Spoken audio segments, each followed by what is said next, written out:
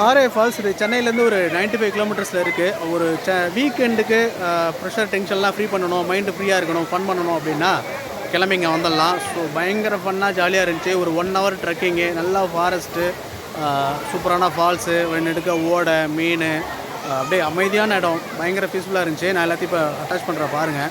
So one day refresh ஆகணும் அப்படின்னா கிளம்பி வந்துடுங்க. சூப்பராக ஃபன் பண்ணிட்டு மைண்டை ஃப்ரெஷ்ஷாக போயிட்டே இருக்கலாம்.